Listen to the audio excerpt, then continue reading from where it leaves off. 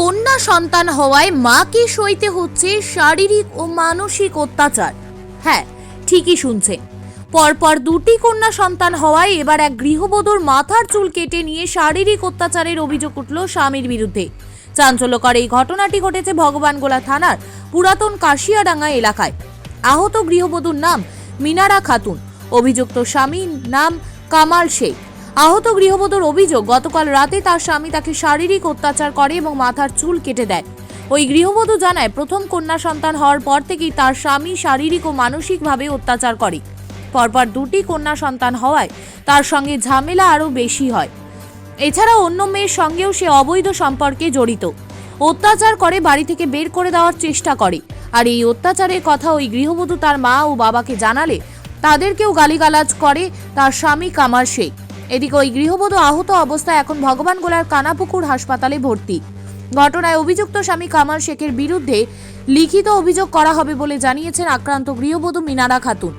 মিনারা খাতুন ও তারা মা এই ঘটনায় অভিযুক্ত কামাল শেখের উপযুক্ত শাস্তির দাবি জানিয়েছেন।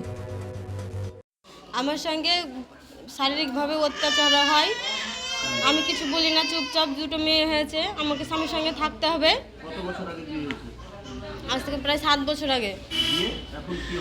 এখন কি অবস্থা এই দেখেন, এই বাচ্চাটা আমার হওয়ার পর থেকে, আগে ভালো ছিল, হওয়ার পর থেকে আমাকে ডেলি মারধর করে, আমি চুপচাপ থাকি। গত 1 মাস আগে আমার চুল কেটে আমাকে রাস্তায় গড়াগড়ি করে মারেছে লোকের সামনে, তাও কেউ বিচার করে দিল না।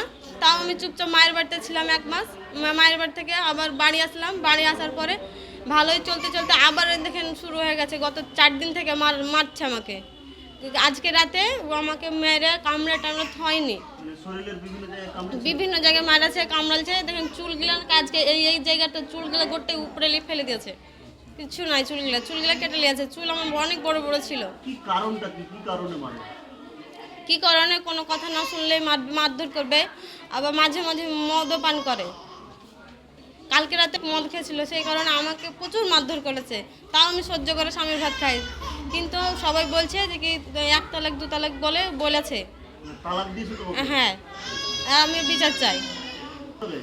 দুটো মেয়ে হয়েছে, তার জন্য বলে দুটো মেয়ে হয়েছে,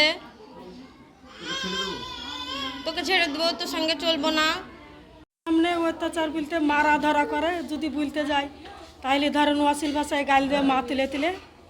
আর ধরেন আমি একদিন বলতে যে আমি দেখি তো আমার মেয়েকে মারে আছে, তাহলে আমি মারিয়া দেখি, সত্যি ঘটনা বলছি। এবার যদি আমার মেয়েকে মারতে যাই তাহলে ওকে তো লাগবে মারলে নাকি। তো মারতে দিয়ে আমার চুলের মুঠি ধরে যতদূর হাত উঠলো আমাকে ধরেন সবসময় মেরেছে। তো কেউ 5 দরকার লোক ধরতে পারলে না। তো বলছে যে আসবি, এবার মুখ করে অশ্লীল ভাষা আমাকে গাল দিলে সিদ্ধে। আমার মেয়ের উপর অত্যাচার বলতে ওর বাইরেকে সম্পর্ক আছে। এবার বাইরে আমার মেয়েকে শুধু শখের অর্থাৎ রান্না খাওয়ার লাগে। যদি যখন তখন বলবে যে লিয়া চলে যান, কি দরকার, আমি পুষবো না। কালকে অত্যাচার আমি এই ঘটনার জানি না। এই ঘটনা বলতে কালকে আমার মেয়ে বলেছে যে মা আমি কি করছো তা বলেছি আমি। তো বলছে মা আমি কি অসহায়তা পাচ্ছি না, আমার কাছে কামড়া আমার রক্ত পান করে দিয়েছে। হ্যাঁ, কামড়াইছে।